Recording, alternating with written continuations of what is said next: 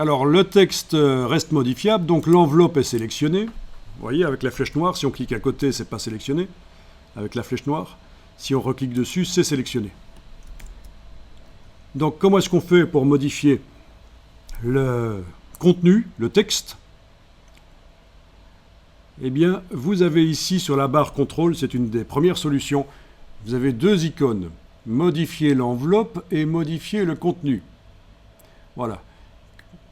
Quand vous êtes en modifier l'enveloppe, vous avez les raccourcis de l'enveloppe ici, arc, voilà, et la valeur d'inflexion, ça c'est tout ce qui était dans la boîte. En fait, voilà, c'est tout ce qui était dans la boîte de distorsion de l'enveloppe.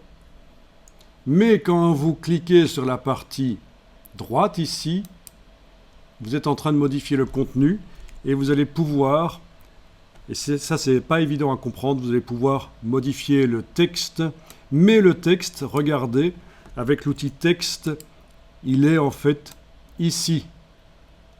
C'est pas le texte tourné, c'est le texte non tourné qui est là, quand on le sélectionne comme ça et on voit qu'il est là. Alors si on fait CTRL-Y, on le voit bien. On ne voit pas la distorsion, le texte tourné, on voit le texte original. Donc CTRL-Y, commande Y sur le Mac, c'est donc affichage tracé, menu affichage tracé. C'est passage en version sans les couleurs. Et là, vous pouvez sélectionner le texte. La police de caractère peut être modifiée. Le texte peut être modifié. Voilà.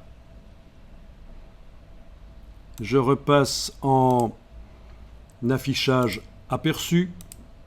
CTRL-Y, et voilà. Le texte est modifié.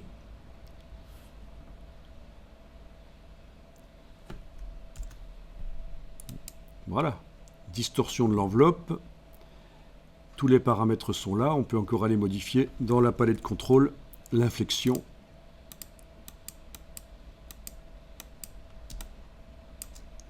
Voilà.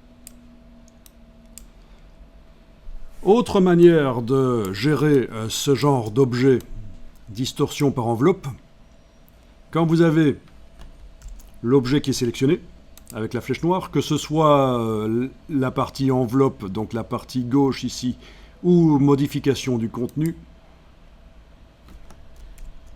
vous allez dans objet, distorsion de l'enveloppe, et dans le bas, vous avez la possibilité de dire que vous voulez modifier l'enveloppe,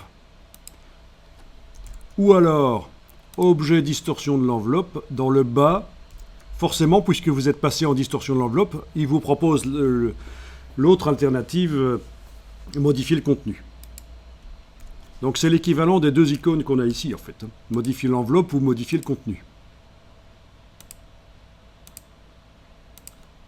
Ok, je suis en modification de l'enveloppe.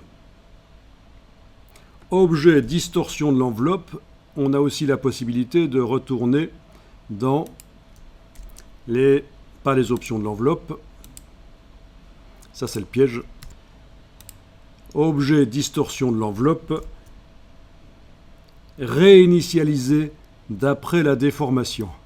Et ça réouvre la boîte. Et vous pouvez aussi modifier.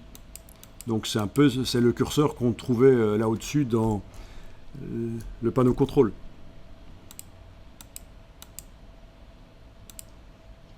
Voilà. Vous pouvez enregistrer le document quand vous avez vu ça.